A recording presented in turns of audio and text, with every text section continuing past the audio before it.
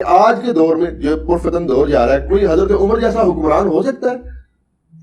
نہیں، وہ تو اس اعتبار سے مثال کے طور پہ بات کی جاتی ہے. میں تو کہتا ہوں اس سے بڑی بات کرنی چاہیے. اس سے بڑی بات یہ کرنی چاہیے کہ اللہ ہمیں ایسا حکمران دے جو نبی الاسلام کے طریقے کے مطابق ہمیں چلائے. ٹھیک ہے. حضرت عمر فاروق رضی اللہ تعالیٰ عنہ کے بھی سارے ڈیسیژن کو ہم پرفیکٹ نہیں مانتے. ان سے بھی اپنی خلافت کے اندر کچھ مسئلے مس ہینڈل ہوئے ہیں. ہاں جی، مثلاً حج تمتع پہ پابندی لگانا، اور مسلم شریف میں موجود ہے صحابہ کرام بہت سخت خلاف تھے کہ یہ ان کو کام نہیں کرنا چاہیے تھا. تو ہمیں بجائے حضرت عمر کے، حضرت علی کے، حضرت ابوبکر کی مثالیں دینے کی بجائے ہمیں یہ کہنا چاہیے کہ اللہ ہمیں ایسا حکمران دے جو ہمیں نبی الاسلام کے طریقے کے مطابق چلائے. اعوذ باللہ من الشیطان الرجیم، بسم اللہ الرحمن الرحیم. ناظرین و سامعین، مرزا جہلمی جو بہت بڑا فتنہ ہے اس صدی کا، میں نے پیچھے بھی عرض کیا تھا کہ یہ شروع ہوا تھا علماء سے، پھر اولیاء سے، پھر تابعین سے، پھر حضور کے صحابہ، حضور کی آل، پھر اللہ کے محبوب کی خود ذات، پھر اللہ رب العزت کی ذات، قرآن مجید. یہ علماء کی تحقیر، توہین سے شروع ہوا تھا، لیکن کہاں جا یہ پہنچا ہے. اب چند دن پہلے کی بات ہے، ایک اینکر نے ان سے سوال کیا، بلکہ اس نے کہا کہ ہم یہ دعا کرتے ہوتے ہیں کہ اللہ تعالیٰ عمر پاک جیسا حکمران عطا فرمائے. تو اس طرح کا انہوں نے سوال کیا. تو اس نے آگے سے کیا کہا؟ یہ کہتا ہے کہ میں تو کہتا ہوں کہ اس سے بڑی بات کرنی چاہیے. یعنی اس نے کیا کہا کہ اللہ ہمیں عمر پاک جیسا حکمران عطا فرمائے. چونکہ یہ دنیا جانتی ہے، یہ پورے مسلمز کیا نان مسلمز اس نے لکھا ہے باقاعدہ کہ عمر پاک نے کیا زبردست حکومت کی ہے اور کیا کمال کی انہوں نے، یعنی کیا کمال کی پرسنالٹی ہے عمر پاک. یعنی ساری دنیا مثال دیتی ہے. تو سینکر نے بھی پوچھ لیا. تو بجائے اس کے کہ یہ کہتا کہ ہاں، حالانکہ یہ بھی ناظرین آپ سمجھتے ہیں کہ عمر جیسا کیسے کوئی بندہ آ سکتا ہے دوبارہ، لیکن چلے کوئی اس طرح کی کوئی مثال تو پیش کرے. تو آگے سے معاذ اللہ یہ کیا کہتا ہے، اس نے پھر تین باتیں، ابو بکر، حضرت عمر، حضرت علی، تینوں کے بارے میں کہا. کہتا ہے میں تو کہتا ہوں اس سے بڑی بات کرنی چاہیے. اور اس سے بڑی بات کہتا ہے یہ ہے کہ اے اللہ ہمیں ایسا حکمران دے کہ جو نبی کریم صلی اللہ تعالی علیہ وسلم کے طریقے کے مطابق ہمیں چلائے. یعنی کیا عمر پاک نے حضور کے طریقے پہ نہیں چلایا؟ اور پھر کیا کہتا ہے؟ کہتے ہیں حضرت عمر کے سارے جو فیصلے ہیں وہ ہم ڈیسیجن پرفیکٹ نہیں مانتے. واہ، کیا پدی اور کیا پدی کا شوربہ. پھر ساتھ کہتے ہیں ان سے کچھ ایسے مسئلے تھے کہ جو مس ہینڈل ہوئے ہیں.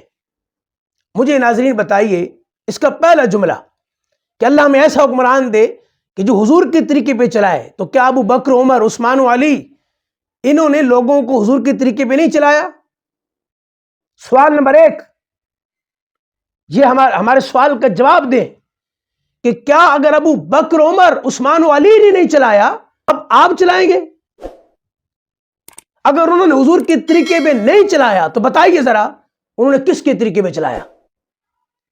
آپ دیکھیے یہ حدیث پہلی میں آپ کے سامنے عرض کروں، درجنوں کتب کے اندر یہ روایت موجود ہے کہ میرے آقا نے حکم دیا تھا اقتدوا بالذین بعدی ابو بکر و عمر، کہ میرے بعد ابو بکر اور عمر کی پیروی کرنا، ان کی اقتداء کرنا. محبوب تو یہ کہے، اور جہاں جہلم کا فتنہ یہ بات کرے. تو مجھے بتائیے ناظرین، میرا یہ سوال ہے بلائنڈ فالوور سے، ان کے جو بلائنڈ فالوور ہیں ان سے میرا سوال ہے کہ جو یہ بات کرے گا آپ مان لیں گے؟ مجھے بتائیے یہ پاسبل ہے کہ اب ابو بکر، عمر جیسا کوئی بندہ آ سکتا ہے؟ مجھے بتائیے. عثمان والی جیسا کوئی آ سکتا ہے؟ بتائیے مجھے. اور یہ میں نے ایک روایت پیش کی ہے، میں نے عرض کیا نا کہ نہیں پیش کر سکتی دنیا ابو بکر، عمر جیسا. تو پھر یہ اس نے کیسے کہا کہ دعا کریں اللہ میں ایسا حکمران دے کہ جو حضور کی سنت، آپ کے طریقے پہ ہمیں چلائے؟ تو کیا یہ پاسبل ہے کہ ابو بکر، عمر سے کوئی بہتر آ سکتا ہے؟ میں آپ کے سامنے ایک اور عرض کروں، یہ صحیح روایت بخاری، مسلم، درجنوں کتب کے اندر موجود ہے کہ میرے آقا نے فرمایا کہ قال خیر الناس قرنی، اللہ اکبر، فرمایا بہترین لوگ میرے زمانے کے ہیں.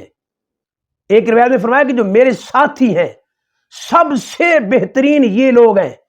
اس کے بعد پھر جو بعد میں آئیں گے، پھر اس کے بعد جو پیدا ہوں گے، یہ آپ نے ترتیب وار ذکر فرمایا.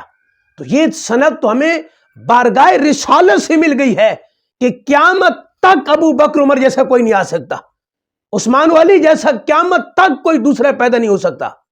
یہ گارنٹی ہمیں حدیث سے ملی ہے. میں نے کہا یہ درجنوں کتب کے اندر یہ موجود ہے کہ سب سے بہترین حضور کے زمانہ، پھر اس کے بعد کا زمانہ، پھر اس کے بعد کا.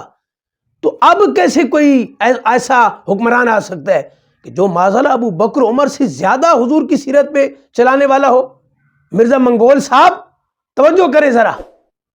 اور پھر ایک اور بات بھی ناظرین آپ سماعت کیجئے، یہ سنن ترمذی کے اندر اور اس کے علاوہ بھی 20 حوالے جات اس پہ میں پیش کر سکتا ہوں کہ جس میں اللہ کے محبوب صلی اللہ تعالی علیہ وسلم نے یہاں تک فرمایا کہ علیکم بسنتی وسنت الخلفاء الراشدین المہدیین، کہ میری سنت تم پر لازم، میرے خلفاء کی سنت تم پر لازم. اور فرمایا کہ ان کی جو سنت ہے ان کو دانتوں سے مضبوطی سے پکڑ لو. اللہ اکبر، اللہ اکبر. مجھے بتائیے جن کے بارے میں محبوب یہ کہیں کہ ان کی سنت کو لازم پکڑنا ہے تم نے، اور میری سنت اور ان خلفاء کی سنت تم پر لازم ہے، آج کا منگول یہ کہے کہ ہمیں اس سے بہتر کوئی حکمران مل سکتا ہے؟ توجہ کیجیے. پھر دیکھیں ذرا، اس نے تو یہاں تک بات کی نا. میں کہتا ہوں کہ عقل سے پیدل جو لوگ ہوتے ہیں نا، عقل سے پیدل، میں کہتا ہوں عام سینس رکھنے والا بندہ بھی یہ بات کم از کم نہیں کر سکتا کہ ہمیں ایسا حکمران ملے جو ابو بکر عمر سے زیادہ بہتر چلانے والا ہو.